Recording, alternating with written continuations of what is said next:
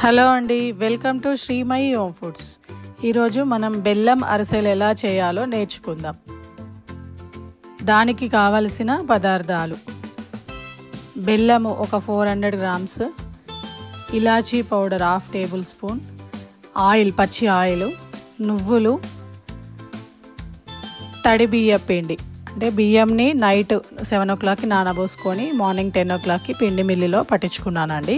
ఎక్కువ అవర్స్ నానాలి, minimum 12 hours అట్లా నానితే బాగుంటుంది పిండి.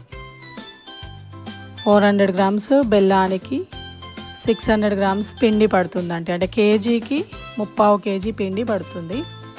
ఈ బెల్లంని గిన్నెలో వేసుకొని కొన్ని వాటర్ వేసుకొని బెల్లంని పాకం పట్టుకోవాలి. ఎక్కువ నీళ్ళు పోయొద్దండి, పాకం సరిగా రాదు. జస్ట్ బెల్లం కరగడానికి అవసరమయ్యన్ని వాటర్ పోయాలి, ఒక చిన్న టీ గ్లాస్ అట్లా.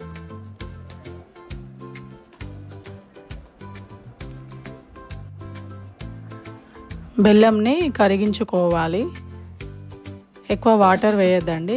బెల్లం ఆల్మోస్ట్ కరిగింది, పాకం వచ్చిందో లేదో ఒక చిన్న గిన్నెలో వాటర్ వేసుకొని చూద్దాం. కొంచెం ముద్ద పాకం లాగానే రావాలండి, అలా వస్తేనే మనకు అరిసెలు కరెక్ట్ కన్సిస్టెన్సీలో వస్తాయి. చూడండి, మంచిగా ముద్ద అవుతుంది. ఇప్పుడు కొంచెం పచ్చి ఆయిల్ వేసుకుంటాను, కొంచెం అంటే ఒక 1/2 గ్లాస్ అట్లా వేసుకుంటున్నాను.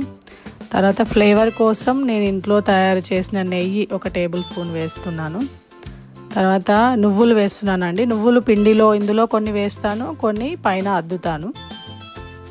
తర్వాత కొద్దిగా ఇలాచీ పౌడర్ వేస్తాను, ఒక 1/2 స్పూన్ అట్లా. ఇది మంచిగా కలిసే విధంగా కలుపుకొని, ఇప్పుడు ఈ పాకం వచ్చేసిందండి. స్టవ్ ఆఫ్ చేసుకొని పిండిని కొద్దిగా ఇందులో వేసుకుంటూ కలపాలి. ఒకేసారి వేస్తే ఉండలుగా పడుతుంది, పిండి సరిగా కలవదు. సో కొద్దిగా కలుపుకోవాలి.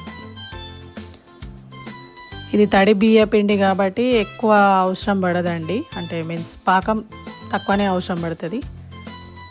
స్వీట్నెస్ ఎక్కువ కావాలంటే కొద్దిగా ఇంకా నేను పోసిన దానికంటే ఇంకా తక్కువ వాటర్ వేసుకొని ముద్ద పాకం ఇంకా ఎక్కువ, అంటే ఎగ్జాక్ట్ బాల్ వచ్చేలాగా చేసుకుంటే అప్పుడు స్వీట్నెస్ ఎక్కువ వస్తుంది అరిసెలకి. పిండి టైట్గా కూడా కలపొద్దు, కొంచెం లూజ్గానే కలుపుకొని వదిలేయాలి, ఎందుకంటే చల్లగా అయిన తర్వాత అది గట్టి పడుతుంది. సో ఒక 1/2 hour అట్లా వదిలేస్తే ఇది కొద్దిగా చల్లగా గట్టిగా అయిపోతుందండి. దాని తర్వాత దీన్ని ఒక చిన్న ఉండలు తీసుకొని,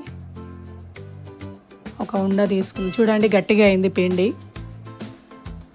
మనకు ఏ సైజులో కావాలంటే ఆ సైజులో తీసుకొని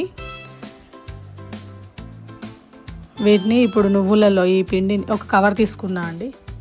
కొద్దిగా ఆయిల్ అప్లై చేసుకుంటున్న దానికి, ఈ కవర్ పైన ఒత్తుకోవడానికి. నువ్వులు పైన అద్దుతున్నాను, పైన అద్దుకుంటే బాగుంటుంది, అద్దకపోయినా పర్వాలేదు, ఎందుకంటే లోపల ఆల్రెడీ నువ్వులు వేసాం కదా. సో కొన్ని పైన కనబడడం కోసం నువ్వులు అద్దుతున్నాను. దీనికి గసగసాలు కూడా కావాలంటే అద్దుకోవచ్చు. ఇవి నువ్వులు ఏమి ఆయిల్లో ఊడిపోవండి, అలానే అరిసెకు స్టిక్ అయ్యే ఉంటాయి. ఆయిల్లో వేసుకున్నాను. ఇది ఒకేసారి పూరీలాగా ఫ్రై చేసుకోవాలి, అంటే 2-3 times అప్పని అటు ఇటు టర్న్ చేయకుండా ఉండాలి. ఒకటేసారి తిప్పేసి తీసేయడమే.